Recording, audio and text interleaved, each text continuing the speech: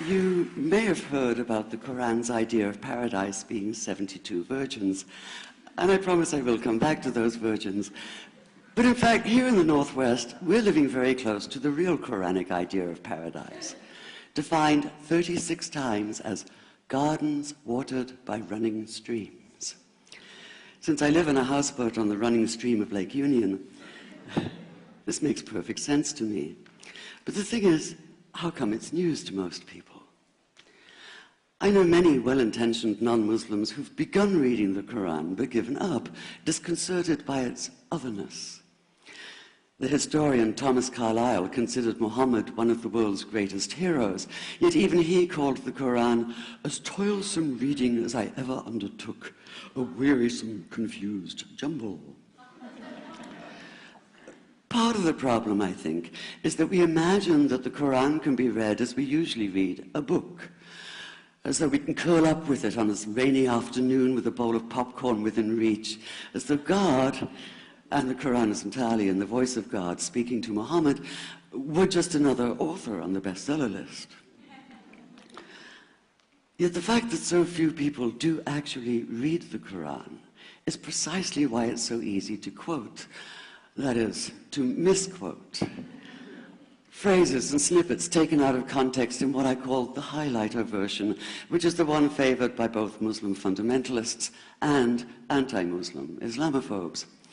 So this past spring, as I was gearing up to begin writing a biography of Muhammad, I realized I needed to read the Quran properly as I could, that is.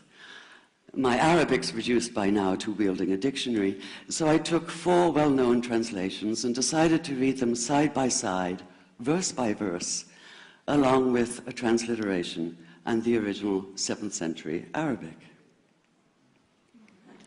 Now, I did have an advantage.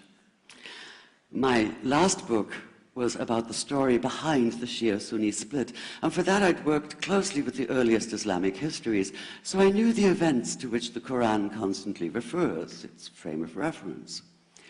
I knew enough, that is, to know that I'd be a tourist in the Quran, an informed one, an experienced one even, but still an outsider, an agnostic Jew reading someone else's holy book.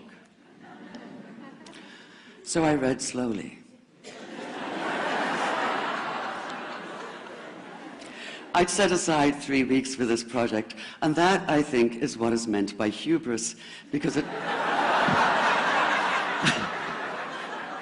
turned out to be 3 months.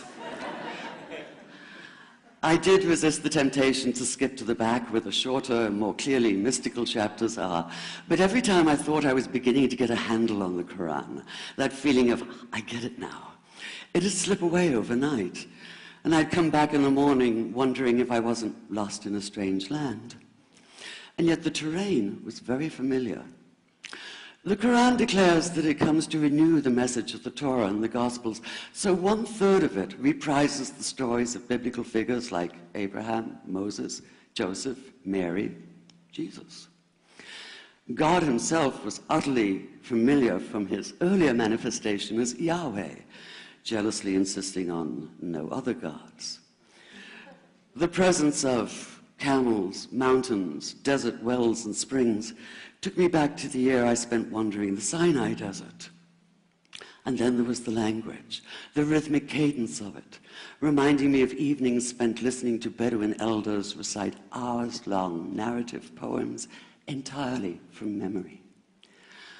And I began to grasp why it said that the Quran is really the Quran, only in Arabic.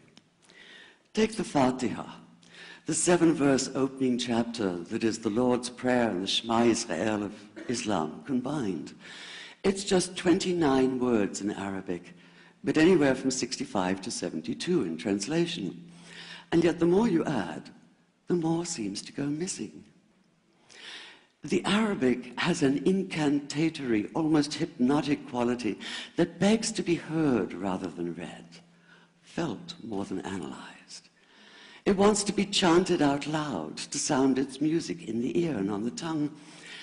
So the Quran in English is a kind of shadow of itself, or as Arthur Arbery called his version, an interpretation. But all is not lost in translation. As the Koran promises, patience is rewarded, and there are many surprises. A degree of environmental awareness, for instance, and of humans as mere stewards of God's creation, unmatched in the Bible. And where the Bible is addressed exclusively to men, using the second and third person masculine, the Koran includes women, talking, for instance, of believing men and believing women, honorable men and honorable women. Or take the infamous verse about killing the unbelievers. Yes, it does say that, but in a very specific context. The anticipated conquest of the sanctuary city of Mecca, where fighting was usually forbidden. And the permission comes hedged about with qualifiers. Not you must kill unbelievers in Mecca, but you are allowed to, but only after a grace period is over. And only if there's no other pact in place. And only if they try to stop you getting to the Kaaba.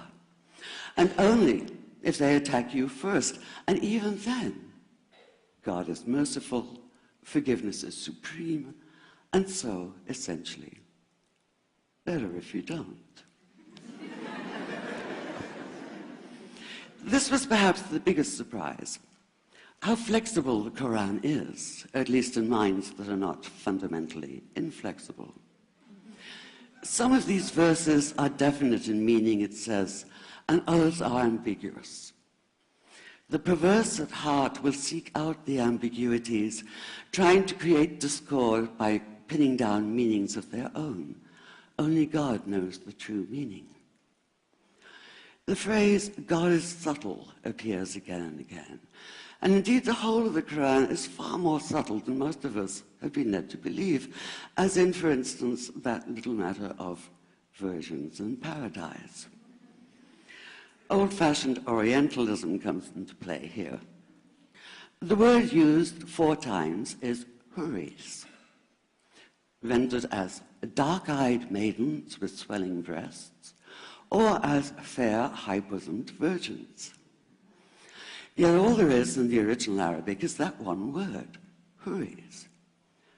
Not a swelling breast or high bosom in sight.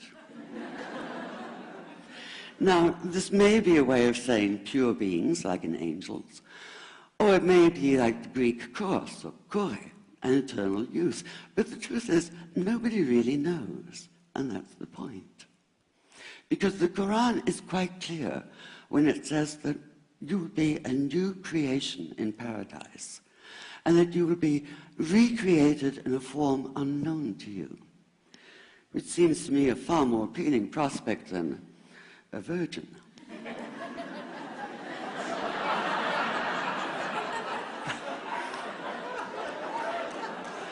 And that number 72 never appears. There are no 72 virgins in the Quran. That idea only came into being 300 years later, and most Islamic scholars see it as the equivalent of people with wings sitting on clouds and strumming harps. Paradise is quite the opposite. It's not virginity, it's fecundity, it's plenty, it's gardens watered by running streams.